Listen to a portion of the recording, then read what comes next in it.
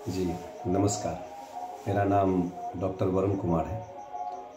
मैं एक प्राकृतिक चिकित्सक हूँ वर्तमान में एवं योग विशेषज्ञ हूँ। समस्तीपुर जिला बिहार से हूँ। आज हम लोग कुछ विशेष चर्चाएं के लिए यहाँ पर बात करना चाह रहा हूँ मैं, और कुछ जानकारी शेयर भी करना चाह रहा हूँ। भारत की संस्कृति, भारत की आत्मा, भारत की सभ्यता, भारत की विशेषता, भारत की ताकत, अन्य बहुत सारी बातें कही जा सकती है इस विषय में। मैं आज यहाँ गौ माँ के बारे में बात करने आया हूँ। विशेष करके अपने विश्व प्रसिद्ध गौ माता, गंगा तीरी गौ माता एवं बछौर गौ माता, इनके साथ अभी वैसे तो मेरे पूर्वज और आज से करीब 30 वर्ष पहले तक अपने यहाँ ढेर सारी गौ माताएँ देखने को मिल जाती थी, पर अभी वर्तमान समय में आपको नहीं देखने को मिल रही है। मैंने समस्तीपुर में, बगल का ज़िला मुजफ्फरपुर, उसके बगल में मधुबनी, दरभंगा, सीतामढ़ी, बेगूसराय, सब जगह पूरा रिसर्च किया और घूम करके बहुत सारे सर्वे भी किया, बट इन लोगों का बहुत अभाव मिला। और करीब करीब यहाँ 3 वर्षों से गौलोक के नाम से गंगा तीरी गौ माता एवं कुछ बछौर गौ माता का संरक्षण संवर्धन के काम में यहाँ पे जुट करके कार्य किया जा रहा है। मैं और मेरी पूरी सौर्यकुंज परिवार और गौलोक परिवार मिलके इस सब का कार्य कर रहे हैं, जिसमें काफ़ी सारे प्राकृतिक चिकित्सक एवं योग प्रशिक्षक का सहयोग रहा है इसमें, और एक बहुत बड़ी संख्या में लोग इसमें जुट के हम लोग काम कर रहे हैं। उसके दौरान कुछ अनुभव विशेष रूप से प्राप्त हुआ, कुछ चीज़ें प्राप्त हुई, और वाकई में अगर इस चीज़ को पब्लिक किया जाए और इस जानकारी को साझा किया जाए तो हम लोग बहुत बड़ी बड़ी समस्या को आसानी से हल कर सकते हैं एवं उनसे समस्याओं से लड़ने के लिए खुद को तैयार भी कर सकते हैं। तो आज हम लोग थोड़ा सा समझेंगे। एक आज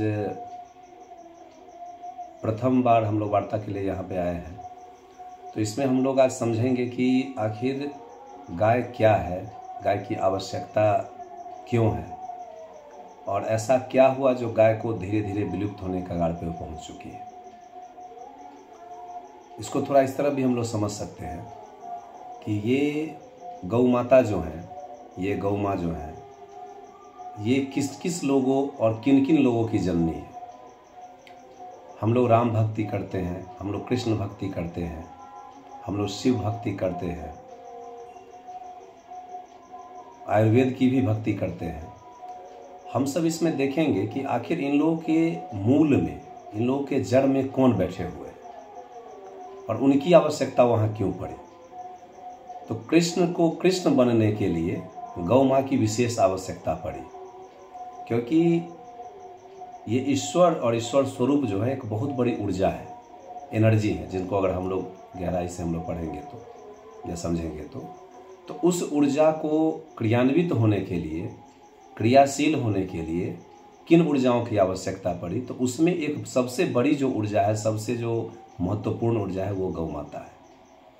आज आप देख रहे होंगे कि 18 साल 20 साल के यंग लड़के बाइक एक्सीडेंट में या नशे का शिकार हो करके, या आपको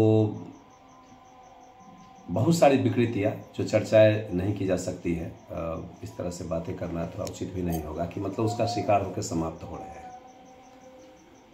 समाज में गलत कार्य बहुत ज़्यादा बढ़ रहा है, राहजनी, हत्याएं, लूटपाट और इस तरह की बहुत सारी मानसिक विकृतियों के शिकार लोग हो रहे हैं। आखिर ऐसा क्यों हो रहा है, और क्या चीज़ ऐसी समाज से घट गई जिस कारण से हम लोग इस रास्ते पर चलने के लिए विवश हो गए। लोग का बॉडी स्ट्रेंथ खत्म हो गया, खेतों का हालत देख रहे हैं। हम लोगों ने किसानों पे थोड़ा सा सर्वे किया था, करोड़ों रुपए का खाद जो है किसान आज खेत में गाड़ दे रहे हैं, और किसान की स्थिति बदलने को तैयार नहीं हो रही है। आज कभी किसी चीज़ में थोड़ा सा ज़्यादा फायदा हो जाता है, किसानों को प्रसन्न हो जाते हैं, लेकिन स्थिति वही है जो थी। कारण क्या है, जो उनका कमाई है वो बस एक बार खेती किए, थोड़ा पैसा आया, फिर उसको खाद खल्ली में फिर दे देना है।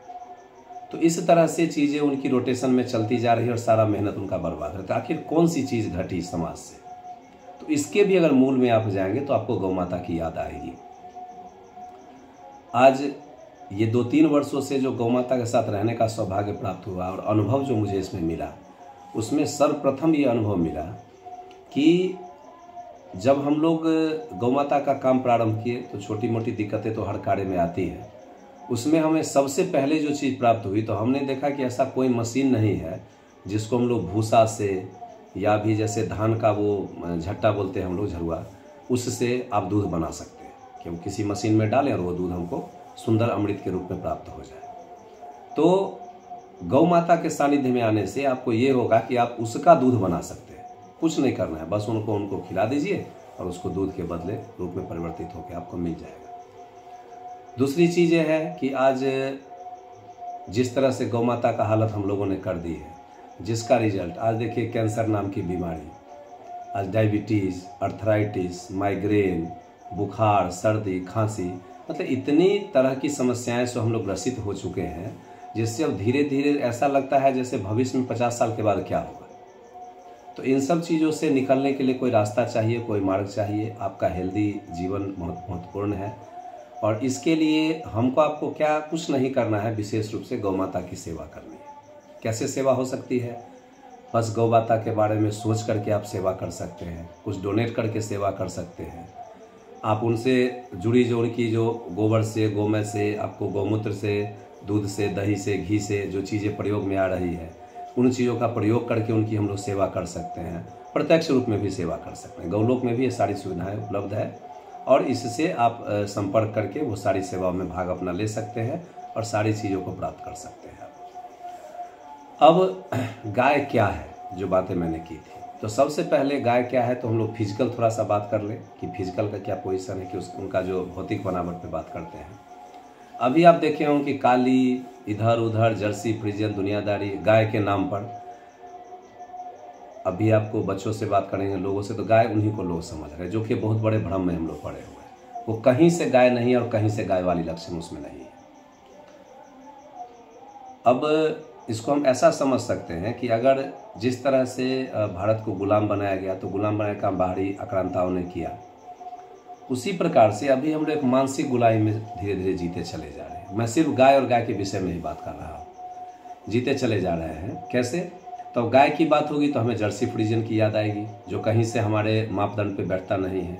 अभी यह समझाने की आवश्यकता पड़ रही है कि जर्सी में क्या नहीं है जो हमारे भारतीय गौ माता में है। तो ये सब समझने की, इसको सीधे यहाँ से कट आउट कर देना है कि जर्सी फ्रीजियन हम लोग के गाय के रेंज में नहीं आती है। ठीक है, अब हमको देखना ये है कि भाई हमारी जो भारतीय गौ माता है, अपने अपने क्षेत्र के अनुरूप सबका शारीरिक बनावट, शारीरिक क्षमताएं, उनकी विशेषताएं हैं, जिसमें एक सबसे पहले हम लोग बात करें, जो हम लोग को सिंह नज़र आता है। गौ माता का 2 सिंह आपको दिखेगा, जो बहुत सुंदर स्वरूप में होता है, जिसको अभी आजकल लोग क्या करते हैं, वो उसको दगवा दिया जाता है, दगवा कर उसका सिंह को समाप्त कर दिया जाता है। जिस पे अगर उस पर बात करेंगे तो उसका तर्क ये दिया जाता है कि नहीं, वो सिंह से मार देगी, ये करेगी, वो करेगी। ऐसा नहीं है। उसके बाद गौ माता को नाथ दिया जाता है, कई तरह से उसको त्रासदी में रखा जाता है, दूध बेचने का कार्य किया जाता है। ये सब कहीं से तर्क संगत नहीं है। ठीक है, एक गौ माता को पालने में हम लोग जो बातचीत किए, जो गंगा तिरी गौ माता और बछौर गौ माता की मैं बात कर रहा हूँ, तो पालने में खर्च, मतलब एक्सपेंस की हम लोग बात करते हैं, कोई खर्च नहीं है। और कैसे वो खर्च नहीं है, कैसे जीरो बजट पे हम लोग गौ माता के साथ रह सकते हैं, उसके बारे में हम लोग भाग 2 का वीडियो जारी करेंगे, उसमें हम लोग जानकारी प्राप्त कर सकते हैं। और गौ माता का सेवा करने के लिए आप एक प्रकल्प भी प्रयोग में ला सकते हैं कि आप ये गौलोक की जो चैनल है, इसको खुद भी सब्सक्राइब करें एवं अधिक से अधिक लोगों के पास इस चैनल को पहुंचाएं, उनको सब्सक्राइब करवाएं और उनको भी ये वीडियो आगे भेजने के लिए आप प्रेरित करें, जिनसे ये सारी जानकारियाँ सबको मिले और हम सबका भला हो सके और भारतवासी पुनः गौरवान्वित हो सके, जिस गौरव को हम पहले प्राप्त कर। जिसमें हम लोग स्वास्थ्य की चर्चाएं, शिक्षा की चर्चाएं, गौ माता की चर्चाएं, हर चर्चाएं होंगी आगे आने वाले वीडियो के अंदर। तो जितने अधिक से अधिक लोगों के पास ये वीडियो पहुंचेगा, तो उसमें हम लोग भी हर तरह से लाभान्वित हो पाएंगे। अभी के लिए बस इतना ही। धन्यवाद। जय गौ माता, जय गोपाल, जय हिंद, जय भारत।